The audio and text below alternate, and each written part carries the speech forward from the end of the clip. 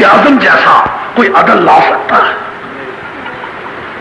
اس جیسی عظمت کا کوئی مقابلہ کر سکتا ہے؟ آج دیکھو تو ایک وزیر نے کسی ملک کا دورہ کرنا ہو، جہاز پر جاتا ہے، کروڑوں روپیہ پاکستان کا خرچ کرتا ہے.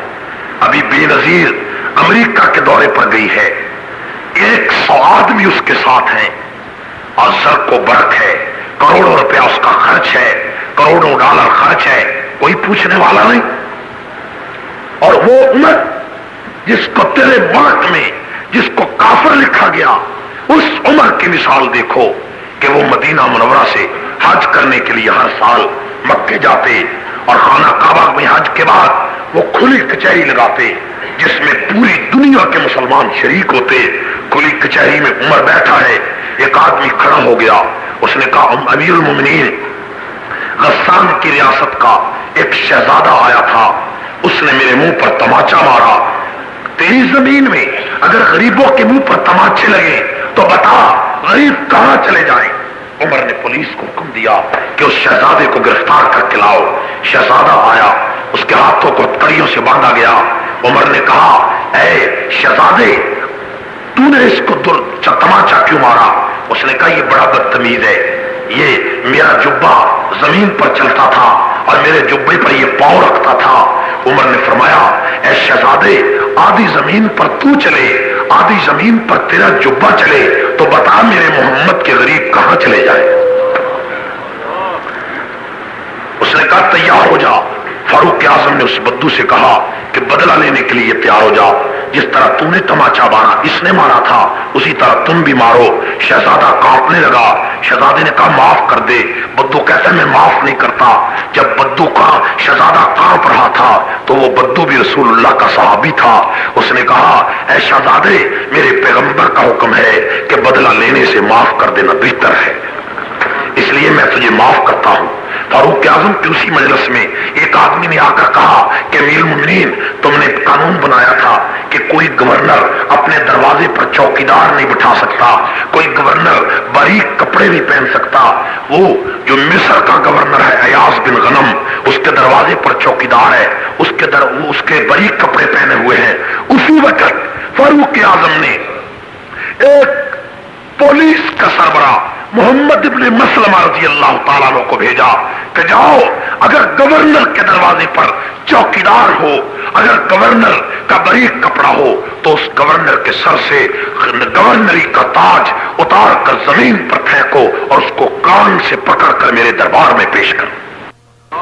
گورنر پولیس کا سربراہ مصر جاتا ہے. اس نے دیکھا کہ دربان بھی مقرر ہے، اس نے دیکھا کہ وہ گورنر نے باریک کپڑے بھی پہنے ہوئے، تو اس آئی جی نے، اس انسپکٹر جنرل پولیس نے، محمد ابن مسلمہ نے اس کے سر سے تاج اتارا اور اس کے کان سے پکڑا اور کہا تو گرفتار ہے. اس کو گرفتار کر کے فاروق اعظم کے پاس کئی 100 میل دور لے جا کر مدینہ مکہ میں پیش کیا.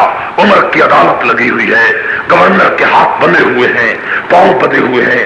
عمر نے کہا او گورنر، تیرے باپ کا نام غنم تھا، غنم بکری کو کہتے ہیں، تیرا باپ بکریاں چرایا کرتا تھا، تو گورنر بن گیا، اپنی اوقات کو بھول گیا.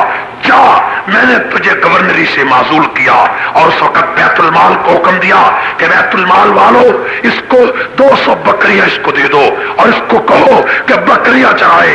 گورنر، مصر کا گورنر بکریاں چرانے جا رہا ہے. عمر نے کہا کہ 6 مہینے بکریاں چراؤ تاکہ تیرا دماغ ٹھیک ہو اور تجھے پتا چلے کہ غریبوں کی حاجتیں کس طرح پوری کیا کرتے. آج اس ملک میں جہاں ایک بلدیہ کا ممبر، بلدیہ کا کونسلر مان نہیں، وزیروں کی بات تو بات کی ہے، بلدیہ کا کونسلر بن جاتا ہے تو وہ لاکھوں روپیہ کما لیتا ہے. وہ عمر تھا کہ پھٹے ہوئے کپڑے پہن کر اور پیوند لگے ہوئے مدینہ کی گلیوں کا پہرا دیتا تھا، علاقوں میں پھرتا تھا. اور شام کے سرکاری دورے پر عمر گئے، واپس آئے تو ایک دریا کے کنارے پر ایک جھونپڑی میں چلے گئے اور ایک بوڑھی سے جا کر کہتے اماں بتا عمر کا کیا، عمر کے بارے میں تیرا کیا خیال ہے؟ تو بوڑھی کہتی ہے کہ قیامت کی صبح کو میں عمر کا گریبان پکڑ لوں گی۔ فاروق اعظم نے فرمایا کیوں گریبان پکڑے گی؟ کہنے لگی اس لیے کہ جب سے عمر بادشاہ بنا ہے اس وقت سے اس نے آ کر مجھ سے تو نہیں پوچھا کہ تیرا کیا حال ہے، اس لیے میں ضرور پوچھوں گی۔ عمر فاروق لرز گئے، فرمایا اماں عمر تو اتنی دور بیٹھا ہے، اس کو کیا پتا ہے کہ تو اس چوپڑی میں رہتی ہے؟ تو بوڑھی عورت کہتی ہے اے نوجوان، اگر عمر کو یہ پتا نہیں کہ میری مملکت میں ایک بوڑھی عورت جھونپڑی میں رہتی ہے تو اس کو حکومت کرنے کا حق حاصل نہیں۔ کہ گلی گلی کوچے کوچے میں لہرا رہی ہے، آپ اس کے ساتھ ہیں، سپاہ صحابہ کے ساتھ ہیں۔ رضا خانی اس کو کہتے ہیں کہ جس کے نزدیک ساری دنیا کافر ہو، خانہ کعبہ کا امام بھی، خانہ کعبہ کا امام بھی، بولو تو صحیح، کافر، اس کو رضا خانی کہتے ہیں۔ مجھے بڑا افسوس ہوتا ہے مولانا حق نواز کے بارے میں، مولانا قاسم ننوتوی کے بارے میں، کتابوں میں، پمفلٹوں میں، دیواروں پر یہ لوگ لکھتے ہیں کہ یہ نبی کے گستاخ ہیں، لکھتے ہیں کہ یہ انگریز کے جنٹ ہیں۔ ایک سوال ہے ساہیوال کے جوانوں، ایک سوال، کوئی رضا خانی آپ کو مل جائے تو اس سے ایک سوال ضرور کریں، ٹھیک ہے جب وہ سوال اگر آپ کو یاد ہو گیا سارا مسئلہ حل ہو گیا، ٹھیک ہے نا؟ وہ کو گال پلے بھی پہ رہی ہے کہ کوئی نہیں پہ رہی ہے نا؟ توجہ کریں۔ مرزا غلام احمد قادیانی 1842 میں پیدا ہوا، کس سن میں پیدا ہوا؟ اور مولوی احمد رضا بریلوی 1856 میں پیدا ہوا، کتنے سال کا فرق ہے؟ بولو تو صحیح یار، 14 سال۔ مرزا غلام احمد قادیانی 1842 میں اور مولوی احمد رضا بریلوی 1856 میں۔ مرزا غلام احمد قادیانی 1908 میں مرتا ہے اور مرزا مولوی احمد رضا بریلوی اس کی وفات ہوتی ہے 1922 میں۔ فرق کتنا ہے؟ نہیں سمجھے میری گل؟ 1908 میں مرزا قادیانی کی وفات ہوئی، وہ مرا۔ 1922 میں مولوی احمد رضا مرا۔ کتنی عمر، کتنا فرق ہے؟ عمر دونوں کی ایک ہے، عمر دونوں کی ایک ہے۔ سمجھ میں بات آ گئی؟ اب سوال ہے کہ 1857 کی جنگ آزادی میں بریلوی رضا خانیوں سے میرا سوال ہے کہ 1857 کی جنگ آزادی میں مولوی احمد رضا تو 1 سال کا تھا، اس کا باپ کہاں تھا؟ باپ بھی مولوی تھا۔ اس کا دادا کہاں تھا؟ دادا بھی مولوی تھا۔ اس کا پردادا کہاں تھا؟ پردادا بھی مولوی تھا۔ اگر آپ کو اس کے نام کا پتہ نہیں تو میں نام بتاتا ہوں۔ مولوی احمد رضا کے باپ کا نام نقی علی تھا، دادے کا نام کاظم علی تھا، پردادے کا نام تقی علی تھا۔ یہ علیحدہ بات ہے کہ یہ نام سنیوں کے ہیں یا شیعہ کے ہیں۔ اور پھر اپنا نام احمد رضا، بیٹے کا نام حسنین رضا، ایک کا نام حسین رضا، ایک کا نام مصطفیٰ رضا، ایک کا نام حامد رضا۔ یہ علیحدہ بات ہے۔ مولوی احمد رضا کے شیعہ ہونے کے میرے پاس 25 دلائل ہیں جس کا جواب رضا خانی الٹا لٹک کر بھی نہیں دے سکتے،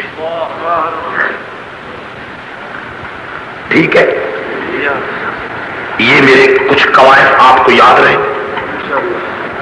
اب سوال ہے کہ 1857 کی جنگ آزادی میں مولوی احمد رضا بریلوی کا باپ کہاں تھا؟